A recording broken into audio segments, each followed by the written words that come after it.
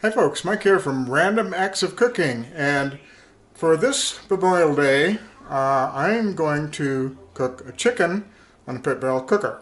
We'll spatchcock it, brine it for nearly a day, and then cook it outside. So let me show you.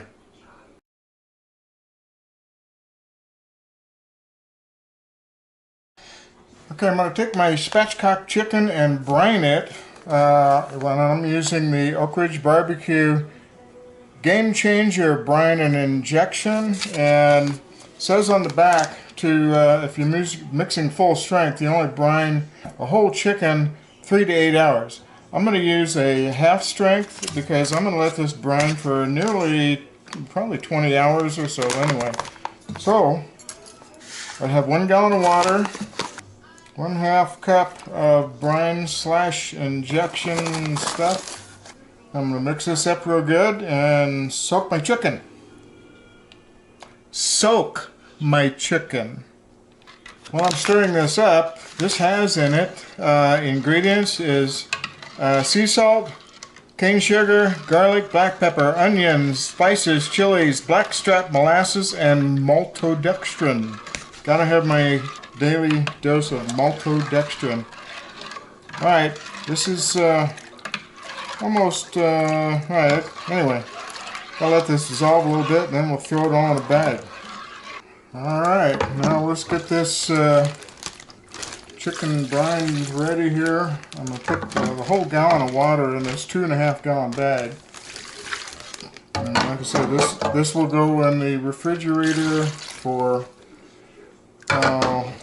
a good 20 hours anyway. I'm not too concerned if this doesn't get dissolved quite all the way, because it will. Alright, that's that. And just to keep the leakage to a minimum, I'm going to put this back in this pot.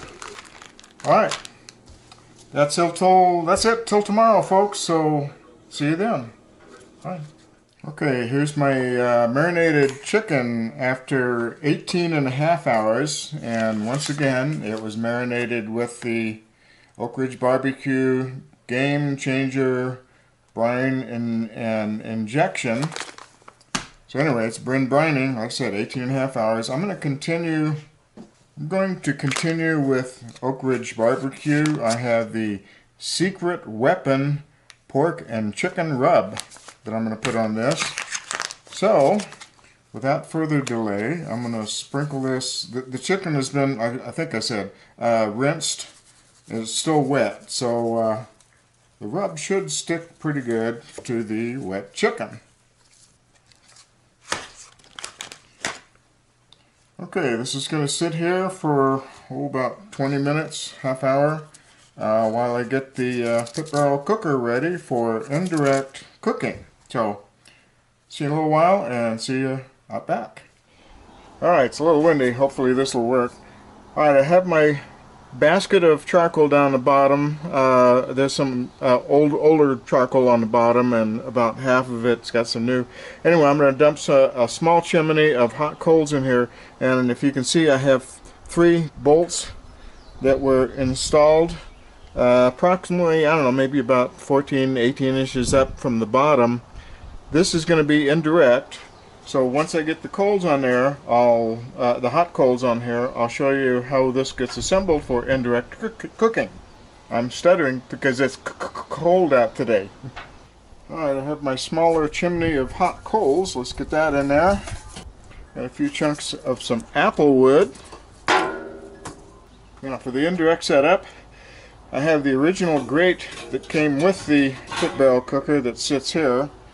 Well, this one is going to go on the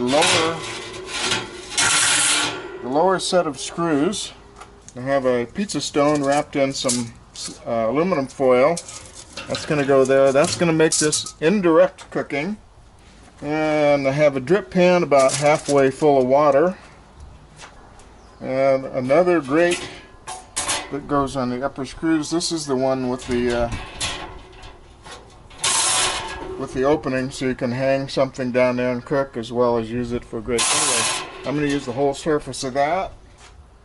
I'm going to lay my chicken on, skin side up, for now anyway, and let this get to cooking. So, gotta put the rods in, get the lid closed, and I have my top vent. This is another mod that I put on it, open halfway.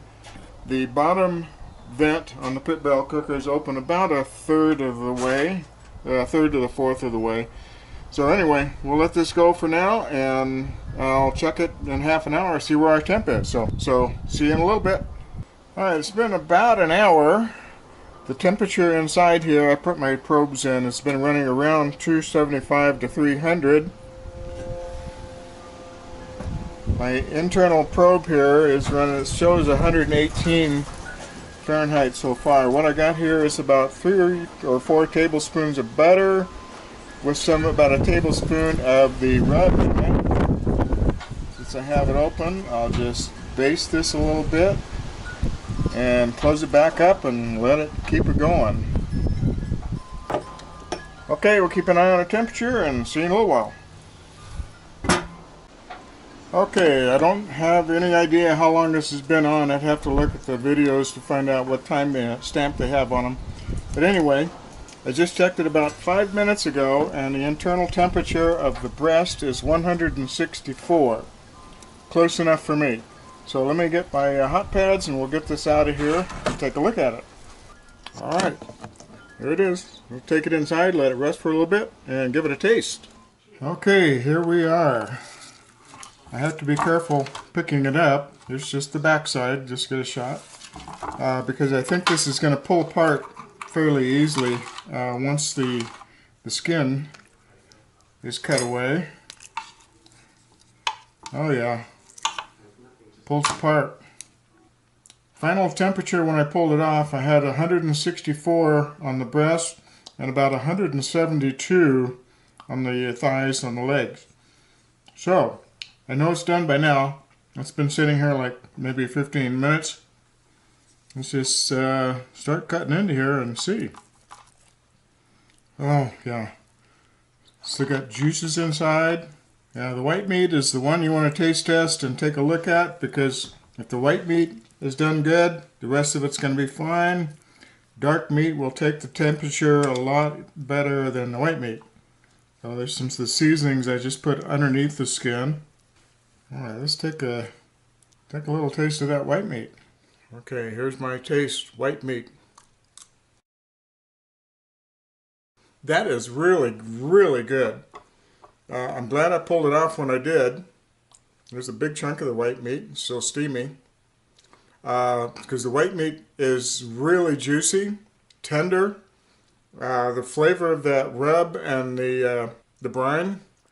Oh, this is wonderful. It tastes a little bit of the paprika, the saltiness of the brine, but not over salty by a long shot. Oh, this, okay. I gotta go, folks.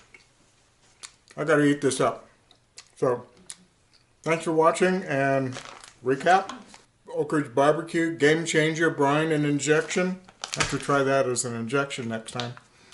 And the exterior is the Secret Weapon pork and chicken rub.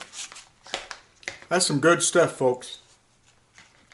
Anyway, and we got some really good veggies tonight too, so I'll leave a shot of this at the beginning or the end, I don't know. But anyway, thanks for watching. See you next time.